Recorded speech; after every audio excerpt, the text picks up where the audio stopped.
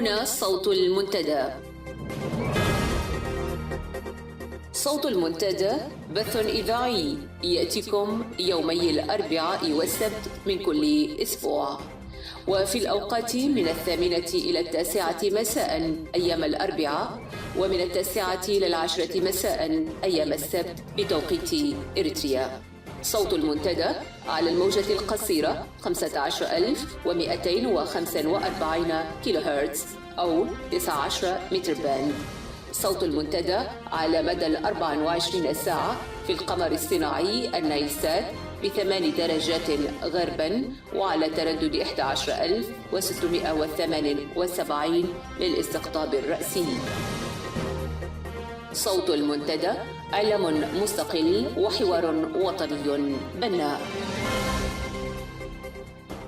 المستمعون الكرام، أسعد الله أوقاتكم بكل خير، وأهلا بكم في منتدى السبت. أحييكم، أنا أمال علي، وأبدأ معكم هذه الساعة بنشرة للأخبار. يلي بعد ذلك حوار أجريناه مع الدكتور حسن سلمان نائب رئيس المؤتمر الإسلامي الإريتري، وحاورناه في محاور عدة مهمة. أتمنى أن تبقوا معنا، وأهلا بكم. صوت المنتدى.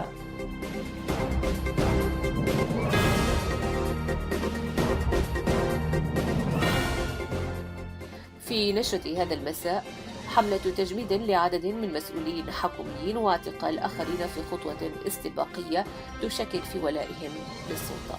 عصابة الإتجار بالبشر تختطف 14 لاجئا في شرق السودان، ومفوضية اللاجئين هناك تبدي مخاوفها. استحقاقات شهر متأخر لأمهات الشهداء مع اقتراب يوم الشهداء.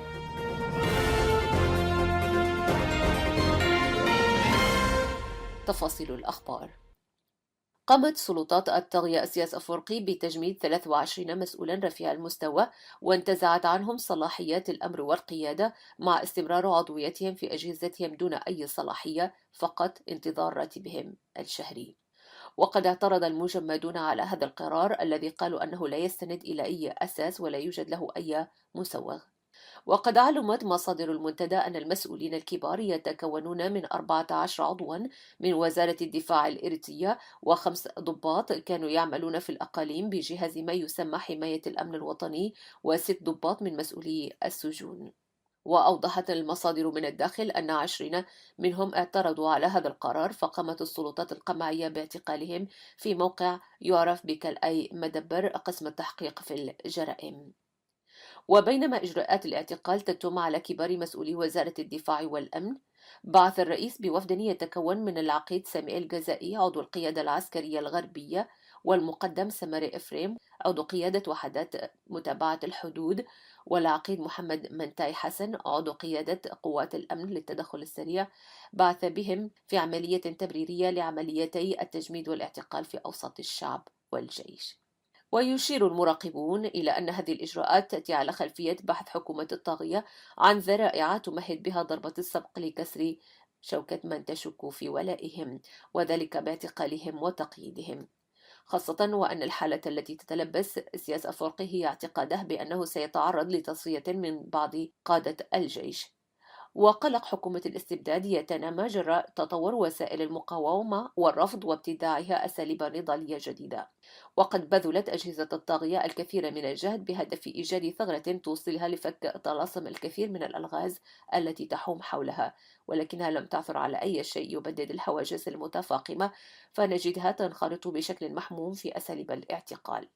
واتضح بأن الذين كانوا يحيطون بالمسؤولين المعتقلين قبيل اعتقالهم هم أفراد ذات صلات خاصة بالدكتاتور إسياس أفورقي.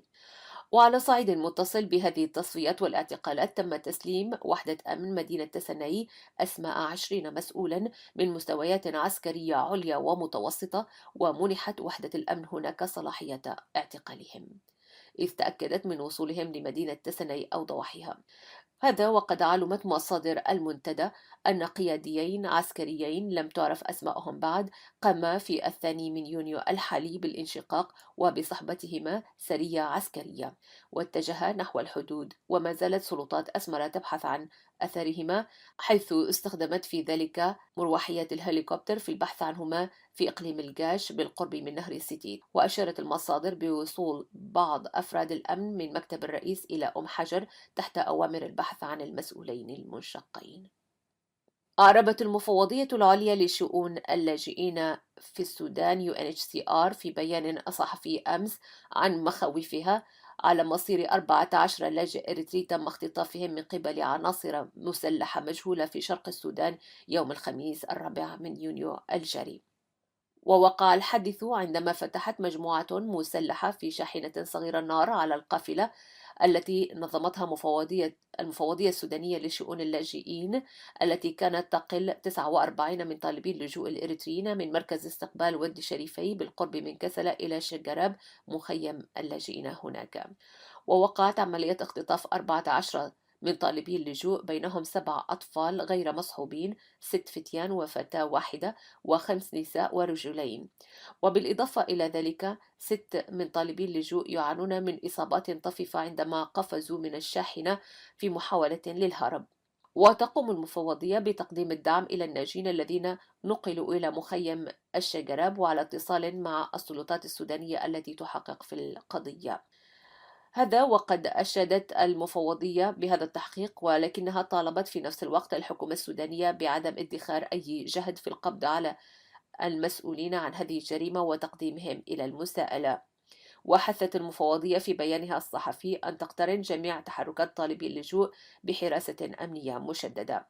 كما ذكر البيان الصحفي للمفوضية أنه بالرغم من الانخفاض الملحوظ الذي حدث مؤخرا في عمليات الخطف والإتجار في الشرق نتيجة التعاون المستمر بين المفوضية وحكومة السودان، إلا أنها تطالب الحكومة السودانية بالالتزام من جانبها بمعالجة هذه الظاهرة من خلال اعتماد الاستراتيجيات لعام 15 و17 للتصدي للإتجار بالبشر والخطف وتهريب الأشخاص في السودان. وعلى صعيد مماثل تتزايد المخاوف على مصير 86 من اللاجئين الإريتريين الشباب في ليبيا إثر توارد الأنباء عن وقوعهم في قبضة عصابات داعش الإرهابية أثناء دخولهم الأراضي الليبية من السودان. كما ذكرت أنباء تداولها الناشطون عن قبض السلطات الليبية على عدد من الشباب الإريتريين في منطقة الزوارة أثناء محاولتهم الإبحار باتجاه الشواطئ الإيطالية. مع اقتراب ذكرى الشهداء 20 من يونيو، قامت سلطات أسمر بدفع راتب شهر لأمهات الشهداء، وذلك بعد انقطاع دام 5 أشهر عانينا فيها من الأمرين في مأكلهن ومسكنهن. هذا وقد اعتادت حكومة أسمر أن تقوم في مطلع كل يونيو من التقاط صور لأمهات الشهداء بهدف الدعاية، ولكن أصوات أسر الشهداء غدت تتعالى متأففة وشاكية من الأسلوب الدعائي الذي تنتهجه الحكومة وواقع المعاناة الحقيقي الذي تعيشه الأسر لانقطاع المصروف رغم قلته لعدة أشهر. وهذه المرة أيضا تم منحهن شهرا واحد فقط، ودخلت بقية الأشهر ملف الوعود على أمل منحهن إياها مستقبلا. وقد بدأ منح مستحق هذا الشهر بالقرب من أسمرة في سعد كريستيان وضواحي 4 أسمرة، وقد أمر الإعلام الحكومي بعدم التقاط الصور لأمهات الشهداء وآبائهن إلا عن بعد ودون توجيه أي أسئلة لهم. نهاية النشرة.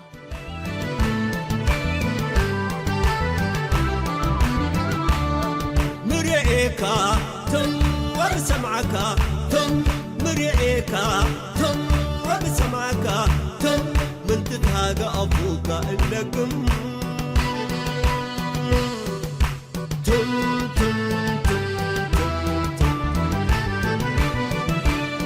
زمن أكوي علينا وفتح أنا بوحكم وعبايد اللي يهو إيتت أزم وعبايد اللي يهو إيتت أزم. مساء الخير مجددا أعزائي المستمعين، وأرحب بكم في حوار المنتدى. وفي حوار اليوم نستضيف الدكتور حسن سلمان. والدكتور حسن سلمان هو خريج جامعة أم درمان الإسلامية كلية الشريعة والقانون، دكتوراه في الفقه بعنوان المشاركة السياسية، التأصيل والممارسة. نشط في العمل السياسي الإريتري مبكرا، فهو عضو مؤسس للاتحاد الإسلامي لطلبة إريتريا، وكذلك عضو في الجبهة الإسلامية الإريترية ومن مؤسسي حركة الجهاد الإسلامي الإريتري.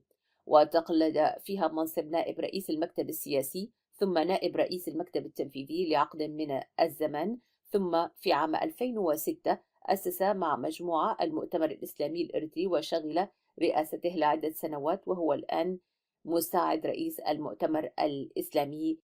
وللدكتور حسن سلمان بحوث ودراسات عدة في المجالات السياسية والفكرية حول الدين والدولة والتعايش الوطني والمشاركة السياسية ووحدانية التسلط، كما له عدة مقالات عن الثورة العربية. أهلا وسهلا بك دكتور حسن سلمان. أهلا وسهلا دكتور أمال والمستمعين الكرام داخل الوطن الأريتري وفي كل مكان، يا وسعيد بهذه المقابلة. يا أهلا بك وأشكر لك، يعني شكرا جزيلا حضورك معي عبر الأثير في هذا المنبر. سنتناول عدة محاور دكتور حسن في لقائنا معك اليوم، وسنبدأها بالمؤتمر الإسلامي وأجندته السياسية، ومن ثم سنتحدث عن مشروع يعني الدولة المدنية من منظوركم، وسنتحدث أيضا عن قراءتكم للواقع في إريتريا وكيف ترون آفاق العمل مع الآخر، وسنتحدث أيضا عن هيئة علماء المسلمين التي تأسست مؤخرا. ولكن دعني أبدأ معك من المؤتمر الإسلامي. ما هي أجندته السياسية وأين يقف من يعني الأحداث اليوم في إريتريا؟ تفضل دكتور حسن.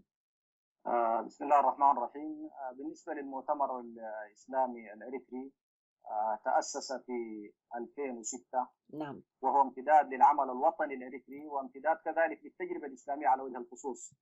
أجندته لا تختلف عن الأجندة الوطنية عامة، وتتمثل الأجندة الوطنية في تقديري في هذه المرحلة في بناء الدولة الأريترية. نعم. وفي تشكيل الكيان الوطني الأريتري بأسس صحيحة بما يحقق الحرية والكرامة ويحقق كذلك المواطنة المتساوية لكل الإريتريين، ويسهم الكل في بناء هذه الدولة الإريترية الحديثة كما ساهم الجميع في عملية التحرر الوطني الأريتري. فالمؤتمر الإسلامي الأريتري باختصار أجندته هي أجندة وطنية. نعم. وإن انطلق في هذه الأجندة الوطنية من مرجعيته الإسلامية. نعم. ولكن هنا دكتور حسن، يعني في ظل يعني التركيبة الاجتماعية والثقافية والسياسية للمجتمع الإريتري، أو يعني كونه إريتريا بلد متعدد القوميات والطوائف أيضا، يعني الطائفتين الرئيسيتين الإسلامية والمسيحية، كيف يمكن معادلة هذا الوضع من خلال طرح لأي حزب إسلامي، وأنتم في المؤتمر الإسلامي كيف ترون إلى تلك المعادلة؟ كيف تنظرون إليها؟ بالنسبة لنا لا نحس حقيقة بأن هنالك أي مشكلة فيما يتعلق بالأطروحة الإسلامية. نعم. والسبب في ذلك أن التعدد في تقديرنا نحن كإسلاميين يجب أن يكون حالة إيجابية وليس حالة سلبية. نعم. فكثير من المجتمعات فيها تعدد عرقي، فيها تعدد طائفي، ولكنها استطاعت مع خلال الحوار ومن خلال التوافق الوطني استطاعت أن تصوغ المشروع الوطني لبلدانها. نعم. وبالتالي نحن لا نعتقد بأن هنالك أي إشكالية في أن نطرح مشروعنا السياسي، وأن يكون هذا المشروع ما دام أننا لا نستخدم وسائل الإكراه في فرض هذا الخيار الإسلامي، لا نجد أن هنالك أي مشكلة في هذا الخيار. وكيف دكتور حسن اليوم يعني أنت ترى إلى وضع الأحزاب المعارضة والتنظيمات المعارضة مقابل يعني النظام الدكتاتوري الموجود في إريتريا والكل يحارب من أجل التغيير؟ يعني كيف ترون إلى يعني عملكم أنتم في الإطار المعارض؟ كيف تقيم يعني الحركة المعارضة سياسيا من جانبكم كمؤتمر أو كتوجه إسلامي سياسي؟ بالنسبة للحالة عموما، حالة القوى السياسية المناوئة، لأن قضية المعارضة هذه نفسها تحتاج كمصطلح إلى تحرير، يعني لأن المعارضة هي حالة سياسية ضمن نظام سياسي، يعني حالة دستورية، يعني أن يكون هنالك نظام شرعي تنبثق منه معارضة سياسية. لكن بالنسبة لتقديري أن الحالة الموجودة الآن في إريتريا هي حالة مقاومة لنظام سياسي مستبد. هذا النظام السياسي تحكم في مصائر الشعب الإريتري وتحكم في صياغة الدولة الإريترية، وأراد أن في تقديرنا أن يتصل كل المجهودات التاريخية التي كانت مسيرة شعب كامل، أراد أن يختزلها وأراد أن يغتصبها اغتصابا ويشكل وفق رؤية محددة، رؤية أحادية طبيعة الدولة الإريترية. نعم. وبالتالي في تقديري حالة المقاومة هذه هي حالة يعني طبيعية في ظل صيرورة الكيان الإريتري الذي لم يتشكل في تقديرنا حتى هذه اللحظة بشكل صحيح. نعم. ومع ذلك بالرغم من مشروعية هذه المقاومة وأنها تستند إلى حق أصيل في أنها تريد أن تكون جزء من المنظومة الوطنية الإريترية وأنها ساهمت تاريخيا في التحرر الوطني الإريتري، بالرغم من ذلك لكن الناظر اليوم إلى حالة هذه القوى السياسية في تقدير الأداء غير مرضي، وهنالك ضعف كبير جدا في أداء القوى السياسية الإريترية، والنظام يستفيد من حالة الضعف هذه في مزيد من التحكم ومزيد من السيطرة ومزيد من التشكيل للرؤية الأحادية. نعم. وللأسف الشديد يعني في تقديري العوامل الرئيسية التي أدت إلى ضعف القوى السياسية الإريترية يمكن هي مجموعة عوامل، ولكن في تقديري يمكن أن أجملها أنها لم تستطع أن تصوغ رؤية ثورية. نعم. على وجه التحديد لم تستطع أن تصوغ رؤية ثورية في المقاومة. نعم. لأن كل الحركات الثورية التي تقاوم الأنظمة المستبدة إذا دخلت فيما يعرف بمشاريع المنافسة، مشاريع التي تتنافس فيما بينها في المرحلة الثورية، نعم. غالبا ما تؤدي إلى الصراع فيما بينها، والصراع فيما بينها حتما سينقل المعركة من دائرة الصراع مع السلطة السياسية المستبدة إلى دائرة الصراع داخل القوى السياسية المعارضة. نعم. وبالتالي هذا يؤدي إلى تهميش القضية الوطنية التي تسعى لها المعارضة إنجاز التعبير. نعم. وبالتالي أنا في تقديري الأزمة الحقيقية التي تعيشها المعارضة هي أنها أرادت أن تتنافس في لحظة يجب أن يكون الصراع صراع وجود مع النظام، نعم. وليس صراع تنافس فيما بين هذه القوى السياسية الإريترية. نعم، بالتأكيد دكتور حسن، للأسف هذا هو الواقع المأساوي الذي تعيشه المعارضة اليوم. ولكن يعني بالعودة قليلا إلى ما كنت تقوله الآن، هل لك أن توضح لي أكثر ماذا تقصد بالرؤية الثورية في العمل المعارض في هذه المرحلة بالتحديد؟ جميل. حقيقة نحن لو اعتبرنا أن الثورة الإريترية هي مسيرة شعب كامل نعم. تأسست منذ بدايتها، الآباء كانوا يرفعوا في مرحلة مبكرة كلمتين اثنتين: نعم. الاستقلال والحرية. نعم. يعني كان الرؤية واضحة بالنسبة للآباء: الاستقلال والحرية. الاستقلال هي حالة من التحرر من الصبغة اللي كانت موجودة من عملية الاحتلال الأثيوبي للوضع الإريتري. نعم. ويعني ذلك أن تكون هنالك سيادة وطنية للشعب الإريتري يستطيع من خلالها رسم مستقبلي. الحرية أيضا كانت كلمة تعني بصورة واضحة أنه لا أحد يستطيع أن يثبت الشعب الإريتري وأن يستبد بمستقبله أو أن يسوق رؤاه المستقبلية دون أن يكون هنالك لهذا الشعب إرادة معبرة عن هذا المستقبل. نعم. ففي تقديري تحقق من خلال خروج المستعمر الأثيوبي الجزء الأول من الكلمتين. يعني إذا اعتبرنا أن الثورة الإريترية كان غايتها منذ البداية هي الاستقلال والحرية. نعم. فالاستقلال اليوم لا أحد ينكر أن إريتريا تعتبر دولة مستقلة. استقلت إريتريا. نعم. وخرجت من الحالة التي كانت عليها التي تلبستها سنوات طويلة جدا، وهذا الاستقلال كان ينبغي أن يعقبه بشكل مباشر عملية التحرر الكامل للإنسان الإريتري. وللأسف الشديد القوى المتحكمة اليوم على في مصير الوطن الإريتري كان شعارها في فترة من الفترات تحرير الأرض والإنسان الإريتري. نعم. للأسف الشديد تحررت الأرض الإريترية ولم يعد اليوم على الوطن الإريتري فعلا حالة احتلال لجيوش أجنبية تحتل الوطن الإريتري، ولكن تحولت القوة الثورية نفسها، تحولت هذه القوة الثورية التي كان ينبغي أن تحول الوطن الإريتري إلى وطن حر، نعم. إذا بها نفسها تتحول إلى قوة مستبدة، وبالتالي تحرر الوطن الإريتري ولكن لم يتحرر الإنسان الإريتري. بالتأكيد. فباختصار شديد، باختصار نعم. الآن المطلوب لسنا نحن بصدد مواجهة محتل. يعني القوة الموجودة الآن في إريتريا ليست قوة محتلة، إنما هي قوة مستبدة. قوة الاستبداد في مقاومتها تحتاج إلى رؤية ثورية مختلفة في أدائها السياسي وأدائها الإعلامي وأدائها العسكري عن حالة الاحتلال. حالة الاحتلال طبيعتها مختلفة، رؤيتها الثورية مختلفة، الحشد لها مختلف، الحركة الخارجية لها مختلفة. باعتبار أننا كنا نتحرك في إطار ما يعرف بقضية إريتريا، ولكن اليوم نتحرك في وضع آخر مختلف، وهو أننا أمام نظام سياسي في تقديري تحكم في مصائر نعم. شعب كما قلت، أدى بالتأكيد. الكثير ودفع الكثير من أبنائه وإمكاناته وطاقاته. نعم. فباختصار كان يفترض القوى السياسية أن تنجح في صياغة رؤية ثورية تقتلع الاستبداد نعم. وتفكك المستبد القائم الآن.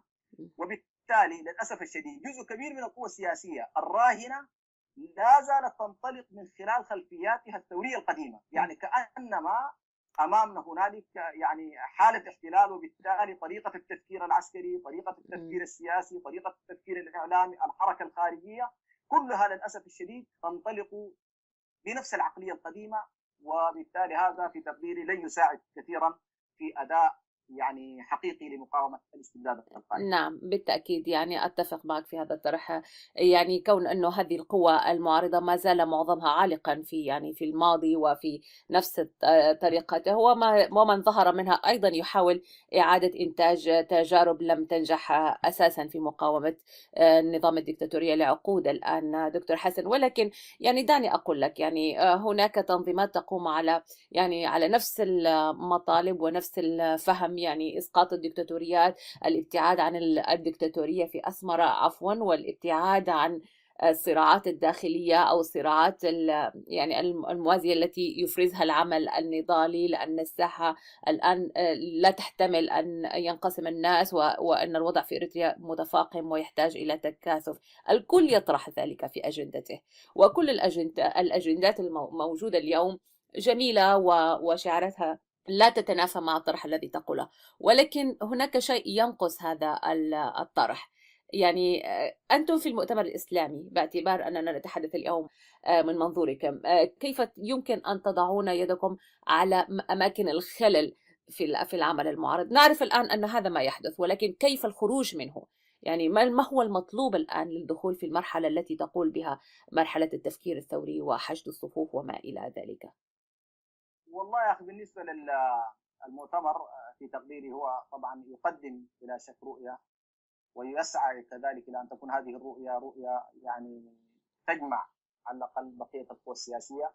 وباعتبارنا نحن جزء من تحالف وفي ذات الوقت أيضا جزء من مجلس وطني، استطعنا في تقديرنا أن نصوت إلى حد كبير نعم. على مستوى الرؤى والأطروحات والأفكار. في تقديري ما طرح في الفترات الماضية ما كان ينقصه إلا كيف تتنزل هذه الأفكار، يعني الأفكار المطروحة الآن في المجلس الوطني سواء في نظامه السياسي، في نظامه الأساسي، أو في ميثاقه السياسي، أو في خارطة الطريق، أو في الرؤية التي انطلق منها. أنا في تقدير لم تكن هنالك في أساس التشكيل أو في المشاريع التي طرحت، في تقديري لم تواجهنا مشكلة حقيقية. نعم. يعني حضرت سيمينارات وشاركت في مؤتمرات، في تقديري لم تكن هنالك مشكلة كبيرة فيما يتعلق بالآراء والتصورات. نعم. حقيقة في تقديري هنالك أزمة يمكن أن أسميها أزمة ثقة بين هذه المكونات، سواء كانت المكونات القومية، المكونات الحزبية، التجارب نفسها، تجارب أكثر من مدرسة، سواء مدرسة جبهة التحرير، مدرسة الجبهة الشعبية، التجارب مدارس الإسلاميين. أنا في تقديري حتى هذه اللحظة لم تكن هنالك يعني حالة ثقة يمكن أن تتوفر بين هذه المكونات فيما يتعلق المستقبل السياسي الإريتري. يعني يبدو لي والله أعلم الكثير من الناس لم يعد يثق بأن ما يكتب على مستوى الأوراق والتنظير هذا كافي لصناعة مستقبل يتوافق مع ما هو مكتوب. وبالتالي في تقديري أزمة الثقة هذه مسببة بشكل كبير جدا خلل في انه والله ما نتفق عليه لا يرى النور، وما نتفق عليه لا يستطيع ان يتنزل الى الجماهير، وما نتفق عليه لا نستطيع ان نبلوره بشكل حقيقي في ان يتحول من ساحه المعارضه الى ساحه المواجهه مع النظام. هل هو يعني لانه يعني هناك خوف من يعني سيطره طرف على المشهد السياسي على حساب الاطراف الاخرى؟ يعني هل لانه المعارضه يعني هي ايضا تفكر بمفهوم السلطه وان تكون لها هيمنه، يعني اتجاه يكون له هيمنه، يخاف من ان الطرف الاخر يعني انعدام الثقه من اين ياتي؟ اكون معك واضح، يعني نعم. نحن من خلال التجربه اللي لاحظناها هنالك ثقه، وسميتها انا بانهم دخلوا في أزمة الصراع التنافسي في لحظة صراع وجودي. يعني المعارضة في تقديري أنا مع العقل السياسي السلطوي الآن الحاكم في إريتريا، صراعها ليس صراع تنافسي. يعني نحن لا نواجه صراع منافسة مع النظام، بالضبط. لأنه ليس هنالك أصلا وطن إريتري تم تحديده ونظام سياسي تم الاتفاق عليه ودستور توافقنا عليه ودولة مدنية استطعنا أن نتفق عليها، نعم. وبالتالي الصراع بيننا يتحول إلى صراع تنافسي. لا، أنا في تقديري هنالك صراع حقوقي، هنالك صراع وجودي، هنالك صراع هوياتي، هنالك صراع على مستوى المصالح إلى حد كبير. هذه الصراعات نعم. حولناها نحن، بدل أن نحولها مع النظام للأسف الشديد تحولت في داخل القوى السياسية الإريترية. نعم. نعم. وبالتالي أنا أكون واضح يعني أن جزء من القوى السياسية أو جزء كبير، يعني ما أريد الآن أن أتهم جهة دون أخرى، نعم. ولكن تلاحظ كأنها تحولت. كل طرف يريد على الأقل والله المستقبل السياسي القادم أن يكون من الآن مرسوم، ويكون هو الأبرز فيه والأقوى فيه والذي يحدد مستقبل الدولة الإريترية. وهذا في تقديري في المفهوم الثوري مفهوم خاطئ، لأن القوى الثورية ليست مهمتها أن تحكم، ولكن مهمتها أن تحرر الشعب. نعم. إذا تحرر الشعب بعد ذلك الشعب نفسه قادر على أن يحكم نفسه بنفسه. وهذه حقيقة الديمقراطية، هي كيف تستطيع الشعوب أن يوفر لها الأجواء التي تحكم فيها نفسها بنفسها. للأسف الشديد إذا فكرنا في مرحلة الثورة بعقلية أن نكون نحن حكام هذا الشعب، هذه في تقديري مشكلة كبيرة، ويبدو جزء كبير من القوى السياسية الإريترية هو يفكر الآن في مرحلة التحرر هذه، يفكر بمنطقة أن يحكم هو قبل أن يسقط النظام. نعم. وهذه العقدة حقيقة يعني أعتبرها يعني من العقد الكبيرة جدا. نعم. هنالك أزمة أخرى أيضا دعيني أشير إليها. تفضل. وهي أزمة ما أسميته في أكثر من مقام أزمة الدولة المضيفة. كما أننا أيضا هنالك قوى سياسية لها مخاوفها من بعضها البعض، ولها مخاوفها من المستقبل السياسي في البلد، والبعض أيضا له مخاوفه من ما يمكن أن يعتبره مكتسبات يخشى عليها الضياع.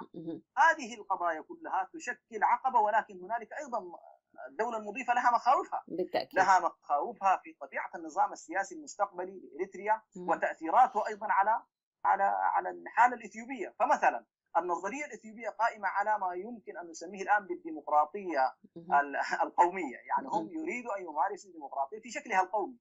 وطبيعة النظام السياسي الإثيوبي ناسبت معه هذه النظرية، لأنهم خاضوا مرحلة التحرر ضد الاستبداد وفق هذه القوميات. يعني كان هنالك قومية التيغراي، هنالك كان قومية الأورمو وقومية الأمهرة، قومية العفر. هذه القوميات ساقت مشاريعها القومية وواجهت نظام منجستو هيلي مريم.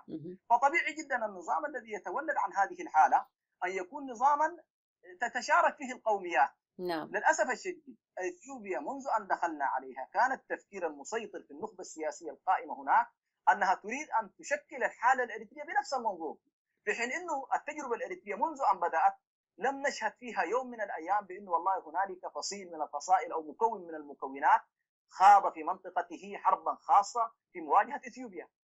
كل التجارب حتى التي يمكن أن تلبس بعضها على بعض أنها كانت طائفية أو غير طائفية، إلا أنها لم ترفع شعارا قوميا بأنها هي القومية الفلانية تواجه مثلا دولة، تواجه المستعمر الأثيوبي. هذه أيضا كانت إشكالية أخرى. يعني هذه أخذت جهد كبير في تقديري. بغض النظر نحن حقيقة عبرنا عن رأينا بالذات كمؤتمر إسلامي في جلساتنا مع الإثيوبيين، عبرنا بصورة واضحة عن هذه المشكلة وأننا بحاجة إلى توحيد ما نريده في إريتريا. لأنه دائما معروف أن القوة التي تنطلق من خارج أرضها وليست لها الأرضية المناسبة التي تجعلها تتحرك داخل الوطن المعين، بطبيعة الحال إذا لم يكن هنالك توافق سياسي ما بين المضيف وما بين المضاف، طبيعي جدا أن تكون هنالك إعاقات وإشكالات، وربما أحيانا يعني يضعونك في موطن أنت لا تريد أن تكون فيه. فأنا في تقديري هذه أيضا واحدة من الإشكالات اللي سببت بشكل أو آخر الإثيوبيين يقدموا رجل ويؤخروا أخرى. حتى هذه اللحظة أنا حقيقة غير واثق تماما بأننا وصلنا بصورة واضحة إلى المحطة التي نستطيع أن نقول فيها هنالك توافق كامل بين الوضع في إثيوبيا وما بين المعارضة السورية. هم يحملوننا نحن الفشل، ونحن أيضا لنا نظرتنا ولنا تقييمنا في مسيرة العمل خلال السنوات الماضية. نعم. نقطة مهمة جدا دكتور حسن، وأشكرك على طرحها. أيضا وهناك يعني الكثير مما قيل عن أن التدخل الإثيوبي في المعارضة الموجودة المنطلقة من الأراضي الإثيوبية هو يعني عائق كبير، وأيضا نقطة ضعف يعني يستخدمها النظام أيضا في الترويج لمفاهيم ضد حربه يعني أو رفضه للمعارضة أو لوجود المعارضة ضده. دعني هنا أنتقل معك يعني وفي نفس السياق إلى محور ثاني، وهو أنك يعني تتحدث اليوم عن دولة تقوم على أسس ومبادئ وشراكة وغيره، ومعروف عنك يعني أنك تطرح دائما مشروع الدولة المدنية من منظور إسلامي. هل لنا أن نتحدث عن كيف يمكن لحزب إسلامي منطلقه الأساسي هو يعني يرتكز على عقيدة معينة وغيرها في ظل بلد يشكل يعني المجتمع فيه ثنائية كما قلت لك، أن يتبنى مشروع دولة مدنية؟ ما هو تصوركم أو فهمكم لمشروع الدولة المدنية من منظور إسلامي؟ كيف توفقون بين طرحين؟ ومعروف أن الدولة المدنية تكون أقرب إلى أن يعني تحيد الدين عن شكلها المؤسسي، إذا ما فهمته صح. طيب، أنا حقيقة هذا الأمر أو هذه الفكرة نعم. يمكن قدمت فيها ورقة في إحدى مؤتمرات الإخوة في سدري، قضية التعايش الوطني وإشكالية الدين والدولة. إذا اعتبرنا بأن هنالك الآن ثلاثة مفاهيم لما يعرف الآن بمفهوم الدولة: مفهوم الدولة الدينية، ومفهوم الدولة العسكرية، ومفهوم الدولة المدنية. نعم. اعتبرنا هذه الآن ثلاثية قائمة، وأنا كإسلامي بدأت أنظر إلى هذه الثلاثية القائمة أين أجد نفسي. هذا السؤال اللي حقيقة أنا حاولت أن أنطلق منه في المقاربة للفكرة التي طرحتها، وخاصة وأنا أطرحها هنا لا أحاول حقيقة حتى تكون الصورة واضحة، لا أحاول أن أجعل هذه المسألة خارج السياق الأريتري، يعني أطرحها أنا في السياق الأريتري. من حق الآخرين أن يطرحوا سياقات أخرى، يعني من حق الإخوة يعني الإسلاميين في كل مكان كل واحد له وضعيته. يعني بلد مثلا 100% مسلمين طبيعي جدا أن تكون له أطروحة مختلفة عن الأطروحة التي أتكلم عنها. نعم. أنا حاولت أولا أن أقارب بين هذه المفاهيم الثلاث. نحن لسنا مع الدولة الدينية بالمفهوم العصري الحالي، اللي هي الدولة التي يكون فيها رجال الدين المتحكمين في الدولة ومفاصلها ويتكلمون فيها بسم الله مباشرة. نعم. وأن ما يقولونه هو قاله الله وأنهم هم الناطقون باسم الله. هذه المسألة ليست موجودة لا في تجربتنا التاريخية الإسلامية ولا في واقعنا المعاصر، غير مطروحة. نعم. وهي في تقديرنا هي مشكلة ديانات أخرى وليست مشكلتنا نحن كمسلمين. نعم. المسألة الثانية هي الدولة التي يحكمها العسكر ويتحكم فيها العسكر ويتحكم في مفاصلها العسكر. لسنا أيضا مع هذا النوع من الدولة، لأننا نحن في تقديرنا العسكر هم جزء من الدولة، ولكنهم يجب أن لا يكونوا الدولة بكل مكوناتها. يعني نعم. في النهاية يعني عبارة عن وظيفة، يعني يقوم بوظيفة في إطار الدولة وهي وظيفة الدفاع، لكن ليس لهم الحق أن يتحكموا في المصير السياسي للبلد. إذا هذه مسألة أيضا مرفوضة من قبلنا. بقيت عندنا المفهوم اللي هو مفهوم الدولة المدنية. فحقيقة أنا قلت بأن هذا المفهوم هو الأقرب والأنسب في واقعنا الأريتري. من خلال التجربة يوفر الحريات، يوفر الحقوق، يلتزم بالمواثيق الدولية، يوفر كذلك الإرادة الشعبية بأن القيادة التي تنبع تكون هي معبرة عن الشعب وليست فارضة نفسها بأي شكل من الأشكال أو أي نمط من أنماط الطبقية أو فرض القوى. نعم. في نفس الوقت تستطيع هذه الدولة المدنية أن توفر التوافق الوطني إذا الناس أحسنت الحوار بشكل جيد وصياغة المشاركة بشكل جيد. في تقديري توفر كذلك الأرضية المناسبة للمشاركة لكل المكونات. نعم. وخاصة نحن في المؤتمر الإسلامي طبعا يمكن تبنينا في مؤتمرنا الأخير الديمقراطية التوافقية، ولم نتبنى مثلا الديمقراطية الحديثة رعاية لهذا النمط، بأن يعني قضية الأكثرية والأقلية نفسها في مجتمع فيه توازنات وفيه إشكالات ربما لا تكون مرضية بالشكل المناسب، وبالتالي عموما هي قابلة للأخذ والرد مع الآخرين. لكن في تقديرنا نحن لمزيد من التوافق، وحتى لا تكون هنالك أكثرية بأي شكل من الأشكال، مثلا 51% تستطيع أن تتحكم في مصير 49 الأخرى، حتى هذه لسنا معها نحن. نعم. في تقديرنا أن الديمقراطية التوافقية ربما هي الأقرب لاستيعاب أكبر قدر من التوافق أو أكبر قدر من المكونات لتحقيق التوافق الوطني. نعم. الأمر الثاني أيضا الدولة المدنية بهذا البعد لاحظت بأنها يمكن أن نفصل في مستوى من المستويات. في تقديري لست بعيدا عن فصل نمط من أنماط الفصل ما بين ما أو التمييز بين ما هو ديني وما هو سياسي. نعم. مثلا كل ما يتعلق بالبعد الشعائري في تقديري ليس بلازم ان تكون الدوله تتدخل فيه مثلا. نعم. يعني يمكن ان يعطى للمكونات الدينيه فيما يتعلق بابعادها الشعائريه، وهذه مهمه جدا عندنا كمسلمين، قضايا الصلاه والصيام والزكاه والحج وغيرها. نعم. هذا في تقديري لو نأت عنا الدوله فيه وترك للمجتمع المدني ان يقوم هو بدوره في القيام بهذا النوع، يكون هنالك مساحه واسعه من حركه التدين المجتمعي تحققت، ولا اجد في ذلك قضاضه انه والله الدوله تدعمني او لا تدعمني في ذلك، فقط توفر لي القوانين المناسبه لان امارس حقي بشكل بعيدا عن التدخلات او بعيدا عن الاكراهات السياسيه التي تحصل من السلطه احيانا.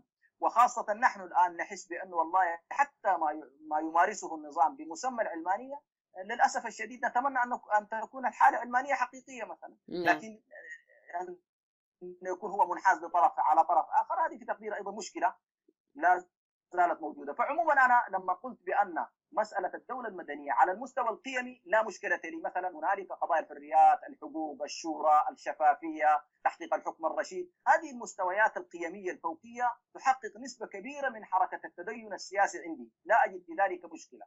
لا أمانع كما قلت على المستوى الشعائري أن نعم. يكون هنالك ابتعاد للدولة أو ابتعاد للسلطة السياسية عن التدخل في الشأن الشعائري. نعم. تبقى هنالك مشكلة، وهذه طرحتها في الورقة. نعم. وهي يمكن اللي تحدث دائما فيها الإشكالات، اللي هو ما يعرف بالجانب التشريعي، قضايا التشريعات. ماذا ستفعلون أنتم كإسلاميين؟ بالضبط. فأنا في هذا الجانب قلت يعني من حق المسلمين في إريتريا أن لا يقال لهم ابتداء بأن شريعتكم يجب أن تتنحى، يعني هذا الفهم يجب أن نأخذه جانبا.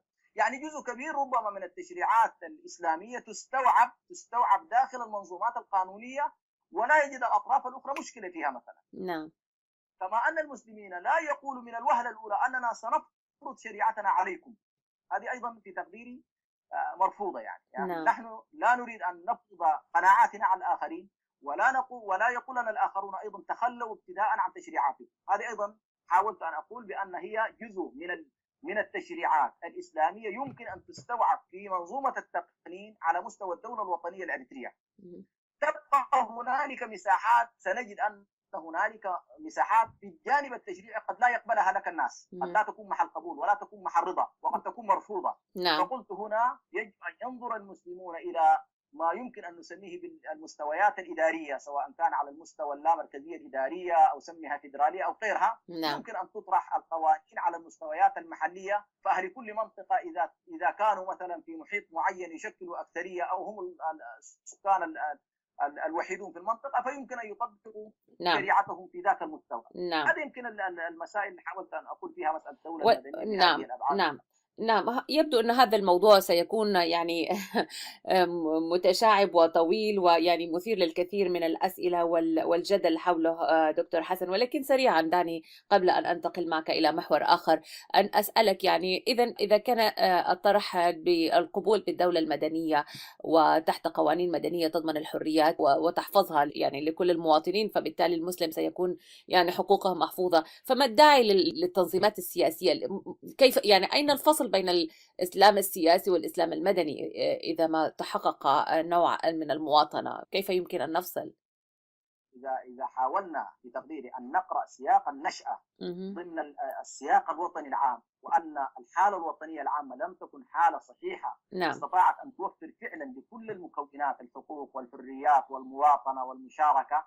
لو أن الأمر والله كان ماشي في هذا السياق، يبدو السؤال موضوعي أن نقول لماذا تنظيمات إسلامية. نعم. لكن أنا في تقديري وجدت التنظيمات الإسلامية ضمن حالة وطنية غير سوية. نعم. الحالة الوطنية أنها غير سوية، لم توفر ما نتكلم عنه الآن. نعم. وبالتالي أنا في تقديري عندما تنشأ الحالة الوطنية السوية التي يتفق فيها الناس على الدستور، ويتفق الناس فيها على الحقوق والحريات والمواطنة متساوية، ويتفقوا على إعادة الدولة الإريترية بشكل صحيح بحيث الكل يكون مشارك فيها. نعم. أنا في تقديري هنا وأكاد أجزم بذلك أن الحالة الحزبية ما بعد هذا الشكل من التوافق إلى حد كبير ستجدينها مختلفة تماما، بحيث التنظيمات ستكون تنظيمات سياسية تطرح مشاريع وبعيده كل البعد ربما عن الاصطفافات الدينيه. هذا ما اتوقعه في المستقبل نعم، السياسي الإيراني. نعم، نعم، ربما سنعود في لقاء آخر لنبحث بتفصيل أكثر في هذه المواضيع، ولكن لضيق الوقت سيكون علي أن أغطي محاور أخرى دكتور حسن. يعني في ظل هذا هكذا واقع، يعني اليوم العالم يشهد توترات يعني سياسية، ويلعب التيار الإسلامي يعني دور كبير فيها، يعني يعني هناك تخويف ومخاوف، أنت تعرف أكثر مني في هذا المجال، من التيارات الإسلامية، وخصوصا في ظل تصاعد الحركات المتطرفة مثل داعش والقاعدة وغيره.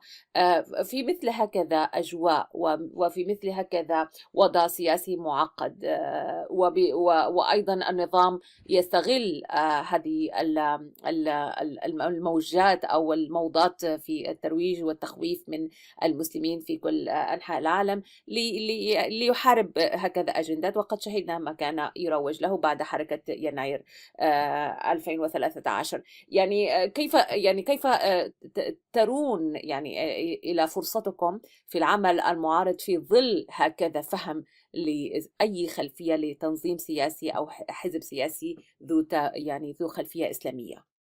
أول قضية التطرف، أنا الآن لا أريد أن أدخل بالتفصيل، يعني حتى قضايا داعش وقضايا التطرف نحن عموما قراءتنا كمفكرين إسلاميين ننظر إليها بأن النظام الدولي نفسه نعم، الذي يتحكم في مصائر الشعوب وفي قدرات وفي مواردها ويتحكم في نظمها السياسية، نعم، هو يستخدم سياسة العصا والجزرة. فكثيرا ما يحاول أن يصنع تنظيمات متطرفة أو يشجع على وجود هذه التنظيمات، بحيث يجعلها بعبع تهدد الشعوب وتهدد الأنظمة في ذات الوقت، وتستطيع من خلالها أن تتحكم هذه المنظومات الدولية في مصائر هذه الشعوب. أولا أنا هذا رأيي نعم، بشكل عام في حالة التطرف، يعني التطرف أحيانا قد يكون صناعة للنظام الدولي نفسه الذي في تقديري الآن يتحكم في مصائر هذه الشعوب. نعم، أما بالنسبة لنا كإسلاميين في تقديري قدم الإسلاميون في إريتريا أقصى ما يمكن أن يقدم من تنازلات، نعم، وليس هنالك الآن مثلا تنظيم إسلامي إريتري له ارتباط بأي مكون من المكونات التي تصنف الآن بأنها في دوائر الإرهاب أو دوائر التطرف. نعم، وأنا في تقديري هذه مما يحسب للتيار الإسلامي، وأنه تيار استطاع أن يقرأ الواقع السياسي الإريتري بالسيف الصحيح وبشكل دقيق. نعم، في نفس الوقت أنه استطاع أن يلتقي مع القوى السياسية، وظل خلال السنوات الماضية كلها هو التيار الأقرب إلى روح التعايش الوطني. يعني دائما هو الحريص على أن تكون القوى السياسية بمكوناتها المختلفة، مكوناتها الوطنية العلمانية الإسلامية، وهو من أكثر الاتجاهات في تقديري الذي له مصلحة في أن تكون الحالة بهذا الشكل. يعني كان بإمكانه أن يرتبط بأي شكل من أشكال التنظيمات المتطرفة ويصنع الإرباك السياسي في المنطقة ويحدث ما يشاء يعني. نعم، فأنا في تقديري الحالة الإريترية هي حالة خاصة، وخصوصيتها أنا هكذا تحليلي، خصوصيتها منذ دخول الإسلام إلى أرض الحبشة. نعم، أنه دخل سلما، وأنه دخل بالتعايش، نعم، وأن السلطة السياسية التي كانت في ذلك الوقت بقيادة النجاشي كانت إلى حد كبير مشهود لها من النبي صلى الله عليه وسلم بأنها أرض صدق وأنه ملك لا يظلم عنده أحد.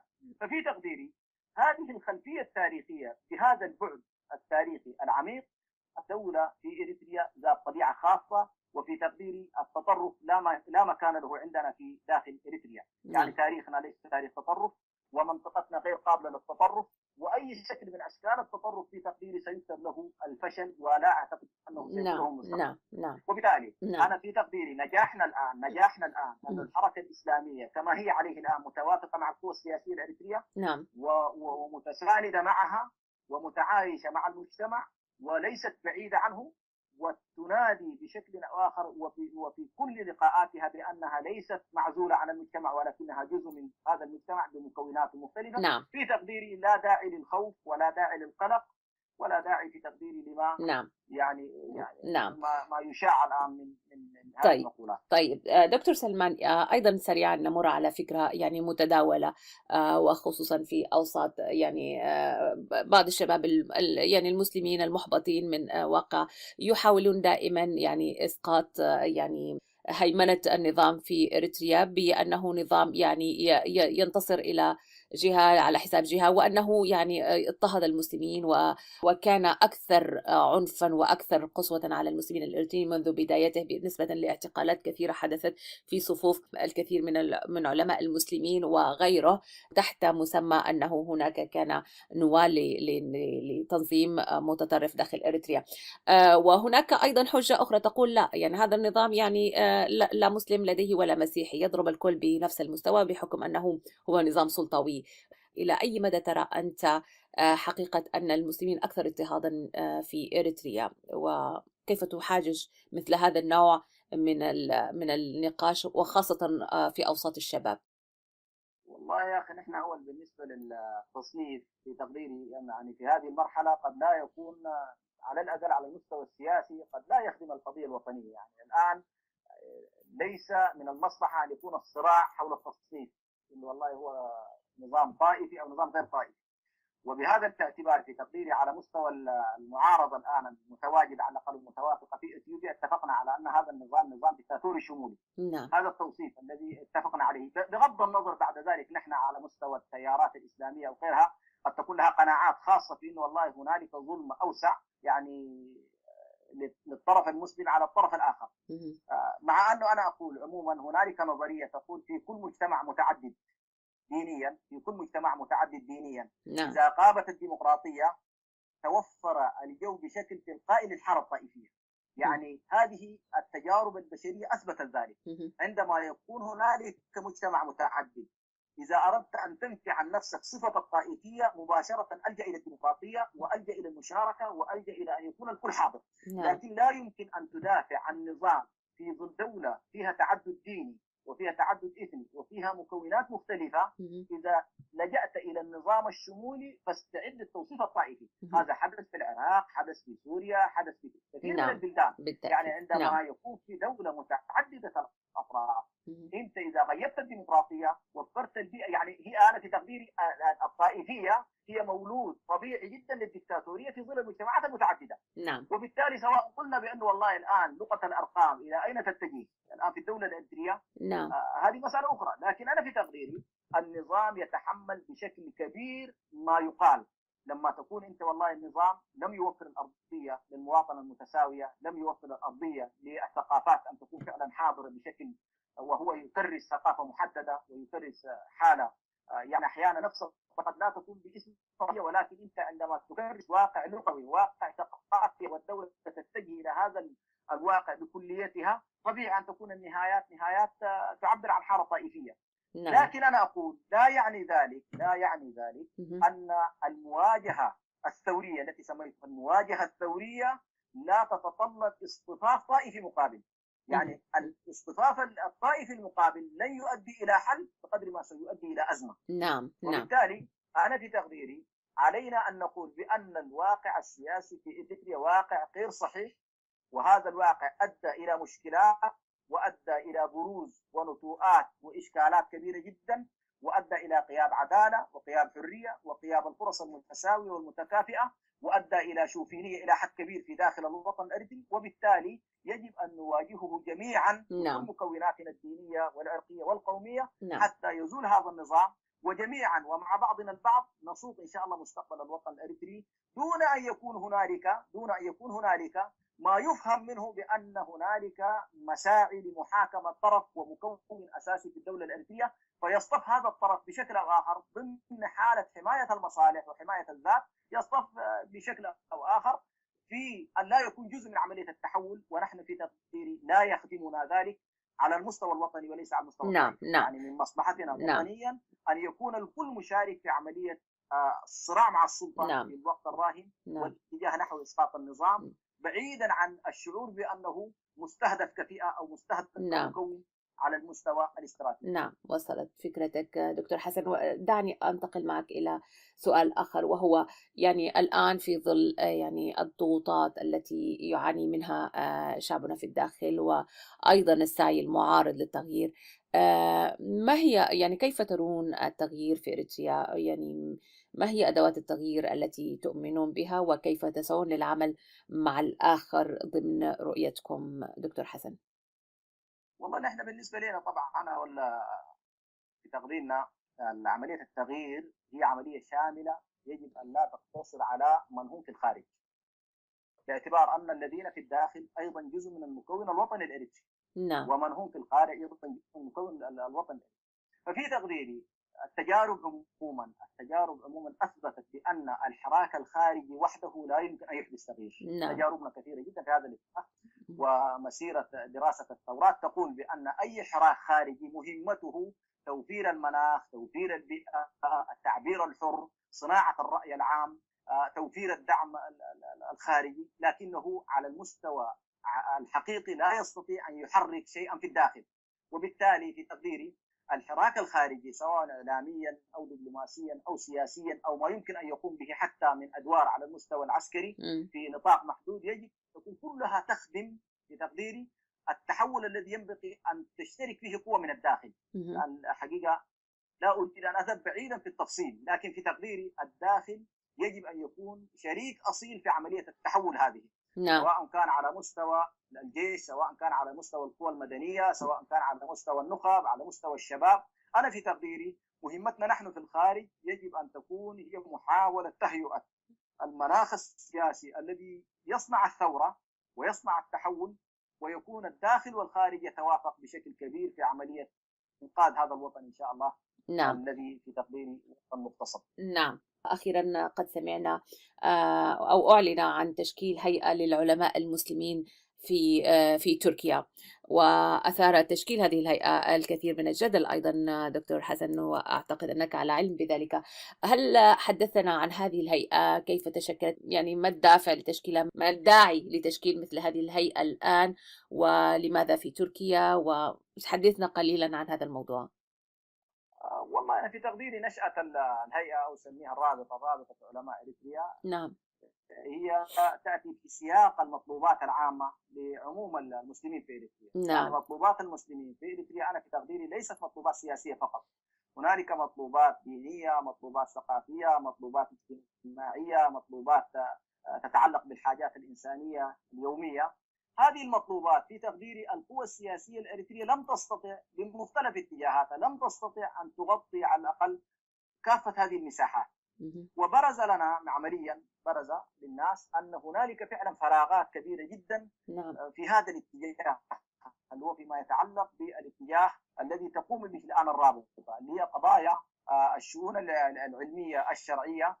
حصل هنالك في تقدير ضعف للمؤسسة الدينية في إريتريا. هذه المؤسسة الآن هي خاضعة لمجموعة وغير مسموح لها بالأدوار اللي المفروض تقوم بها كما قلت حتى في إطار الدولة العلمانية. لاحظنا بأن كثير من الدول العلمانية الكيان الديني عنده فرص هائلة جدا، سواء في إطار السياقات الداخلية أو حتى التواصل مع الكيانات المشابهة. في تقديري أدى إلى تراجع كبير في البنية الدينية للمكون المسلم في إريتريا، وبالتالي لاحظ المسلمون أو كثير من طلبة العلم وخاصة في منطقة الخليج، يعني يمكن الفكرة نبعت من هناك، نبعت من منطقة الخليج، إخوة وشباب تخرجوا من جامعات شرعية ومهتمين حقيقة بهذا الجانب. وللعلم يعني حتى أيضا لا يصنف هذا الاتجاه، يعني هو اتجاه شامل وجامع، ويمكن جزء كبير من الذين قاموا بهذه الفكرة أحيانا لهم ما شاء الله حضورهم حتى في الجاليات الإريترية في السفارات الإريترية، لم يعزلوا أنفسهم من هذه السفارات، باعتبار أن هنالك مكونات إسلامية موجودة في داخل هذه السفارات يقومون فيها بأدوار مختلفة في التوعية وفي التعبئة وفي تعريف الناس بدينهم. هؤلاء الشباب تنادوا فيما بينهم في إن والله يا إخوان نحن بحاجة إلى أن نوحد جهودنا وأن تكون لنا رابطة تسعى للملمة الأطراف اللي فيها هذه الصبغة، على الأقل الصبغة الشرعية الإسلامية هذه، ونوحد جهودنا في سبيل أن نقدم أفضل وسيلة أو أفضل جهد على الأقل للمجتمع الإريتري. وبالتالي هؤلاء اتصلوا لما رأوا أن خلاص الناس بدأت تتوافق حول هذا الاتجاه. وكان في تقديري أيضا فيها لفتة أخرى، وهو أن المكونات السياسية هي مختلفة ومتباينة نتيجة المشاريع السياسية حتى الإسلامية، يعني هو أكثر من اتجاه الآن كان موجود. فنوحظ بأن رابطة العلماء الشرعية هذه ستكون رابطة جامعة لكل المكونات وتشكل على الأقل عنصر وحدوي حتى في إطار الخلاف السياسي. نعم. فكانت على كل محطة للتلاقي ومحطة للتدارس ومحطة للملمة الأطراف ومحطة للوقوف في معالجات على الأقل احتياجاتنا في هذا الاتجاه. وبالتالي توصلت اللجنة التحضيرية اللي كانت قائمة بهذا الأمر توصلوا إلى أن يكون الاجتماع في تركيا. وتركيا كدولة لا دخل لها طبعا بما جرى، يعني أن تكون الصورة واضحة. ألم ترى لكن تركيا هذا باعتبار الاجتماع دكتور حسن؟ لا نعم. ليس صحيحا، مهم. ليس صحيحا. مهم. هنالك جهة خيرية في تركيا نعم ساعدت الناس في أن توفر لهم، باعتبار أنت تريد تدخلي دولة طبيعي أن تدخليها بجهة معينة، مهم. لكن هذه الجهة كانت جهة خيرية عادية مهم. فقط، وفرت الناس على الأقل باعتبار يعني لها معرفة ببلدها، والدولة طبعا فيها حريات ولا تحتاج أصلا الاجتماعات من هذا النوع، لا تحتاج حتى إلى تصديق، لأن كما هو في أوروبا.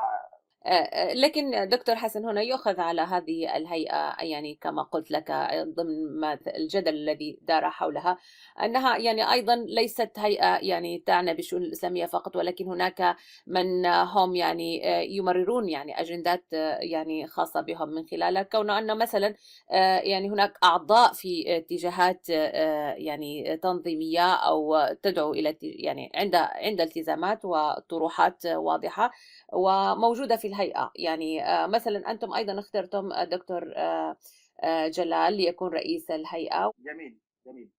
دعينا الأخت أمان نتفق أن المؤسسات المدنية نعم. بطبيعتها، نعم. سواء كان ذات طابع شرعي مثل رابطة العلماء، أو ذات طابع قانوني مثل خريجي كليات القانون، أو ذات طابع طبي مثل كليات الصيدلة والطب، إذا تداعت بهذا الوصف لا تستطيع بأي شكل من الأشكال أن تفرض على أساس سياسي.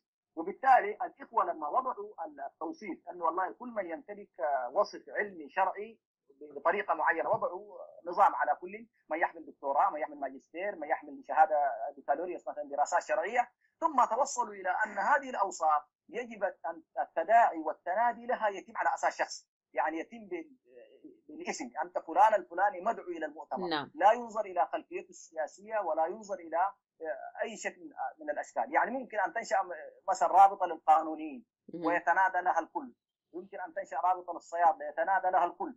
فنحن أنا في تقديري يجب أن ينظر إليها بأنها إحدى مؤسسات المجتمع المدني، اللي ما أقدر أقول لك الآن والله مكتملة الأركان، لكن هي محاولة لأنه والله نتجنب خلفياتنا السياسية ونأتي إلى هذه المنظمة بهذا التوصيف. في أي مكون سياسي لو في شخصية تنطبق عليه هذا الوصف فليأتي، لكن عندما يأتي لا يمثل حزب ولا يمثل كيان سياسي، إنما يمثل شخصه ويمثل وضعيته العلمية.